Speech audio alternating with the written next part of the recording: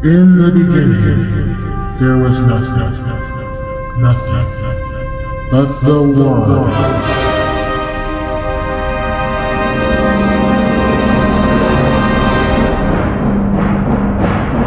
No one knew where the Word came from, nor how he could do what he could do. But one thing was apparent. The Word was with God, because the Word was God. And God, using his unlimited power, formed the earth, formless and empty. And as he watched the darkness and the surface of the waters, God changed everything with 4 short words.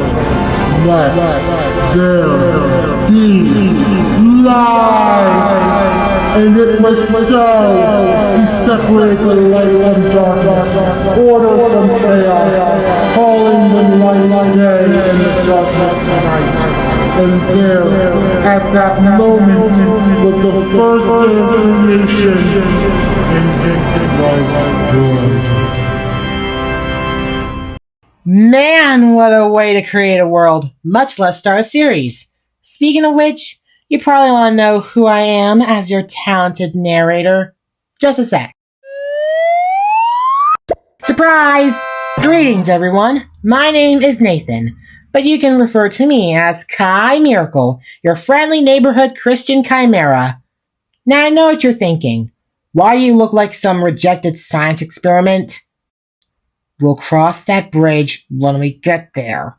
That's not important right now. What is important is that today is Easter Sunday, baby! And in the spirit of Resurrection Sunday, I am dedicating my first video to the first few days of the world's existence, mainly Genesis 1. Please know that I am not in any shape or form confirming my interpretation as the truth. If you really want the truth, it's best to seek the Bible while you can. It's probably a lot more truthful than I am because it's written by the truth himself. And without further ado, let's get back to it.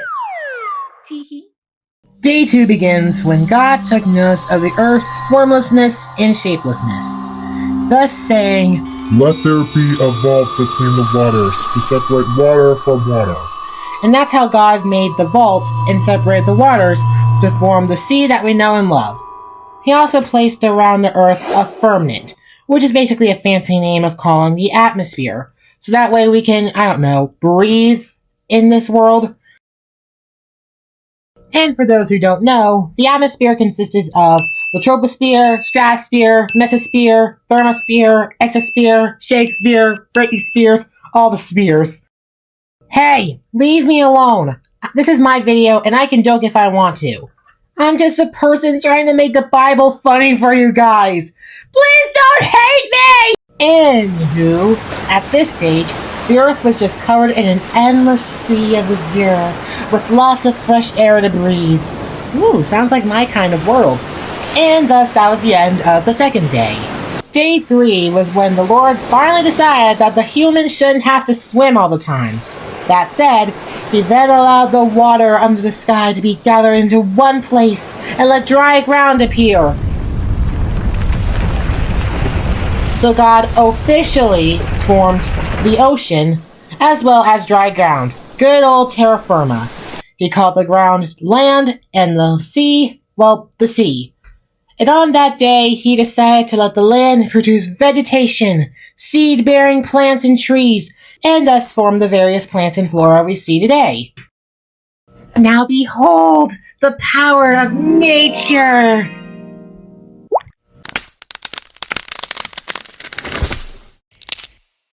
And because of that newfound power of nature, we now have fruits like apples, bananas, kiwis, durian fruit, blueberries, strawberries, blackberries, goji berries, halle berry, all the berries. Man, I love her. Okay, I'm sorry for no more jokes. I'll promise. Good grief, you guys are so serious. Anywho, the biggest things to think about are 2 trees in particular. One being the majestic and beautiful tree of life, producing fruits of immortality, and the other is the tree of forbidden fruit and knowledge, giving those who bite upon it the taste of death. Ugh. Yeesh, nature is scary. Anywho, that's day 3 out of the way, and moving on to day 4. The 4th day was a bit more different than the others. See, instead of working on Earth itself, God felt like there would need to be lights in the vault of the sky to separate day from night, and vice versa. Thus the Lord formed the 2 sacred lights, one being the burning sun to govern the day, the other the blissful moon to govern the night sky. And with that, he thus formed the various stars, far as the eye can see, expanding across the great expanse of the universe. And thus the end of the 4th day was good. The 5th day was when things really started getting interesting, because that was the day that God decided to create the first 2 species of the living beings on Earth, and those being the birds to rule the sky, and the gentle fish to rule the oceans. He then told both species to be fruitful and multiply. Let the fish fill the seas, and let the birds multiply on the earth. Thus he released the birds to fly with their glorious plumage to surround the firmament of heaven, and the fish to populate down to the depths of the earth, bringing forth life where no life has gone before. Thus both species soon conquered both the air and sea, and thus ending day 5 of the 7-day. Day number 6 was God's biggest project, his biggest and most ambitious project at that. First, he said, "Let the land produce living creatures according to their kind." Livestock, creatures that move along the ground, wild animals. He had birthed it all from the dust of the earth. And by animals, yes, I am also including...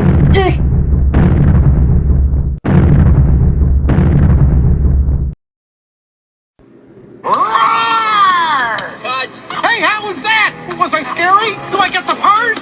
Don't worry, Rexy, you already got the part. You did great, by the way. Going for fearsome here, but I just don't feel it. I think I'm just coming off as annoying. As I was saying, the dinosaurs were definitely included as well. I firmly believe that God did invent them, and it was only because of humans that they were extinct. Speaking of those humans, God's next action was to get a little down and dirty with our creation. If you know what I mean. Literally, he formed man out of the dust of the earth.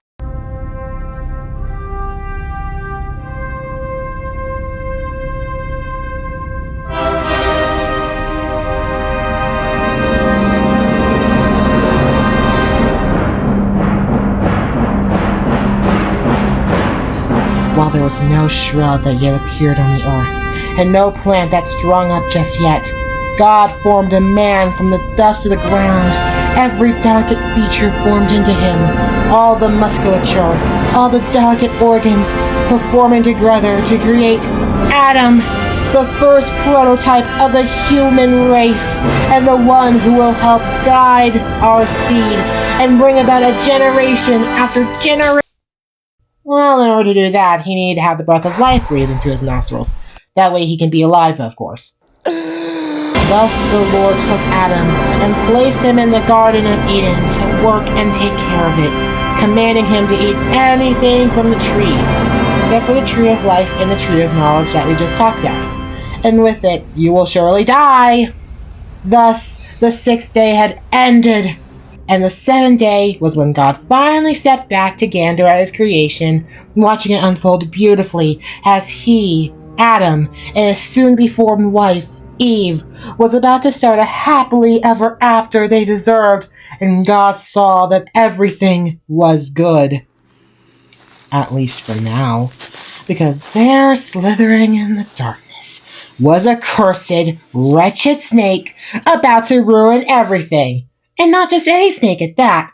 This snake is the worst, dirty, low-down snake that should have never came to existence! And I really hate the snake with a fiery passion. But there's nothing I can really do about that now. because as it happens, I've done my duty, and that's all 7 days of justice spoken of and narrated for your viewing pleasure. Thank you so much for watching.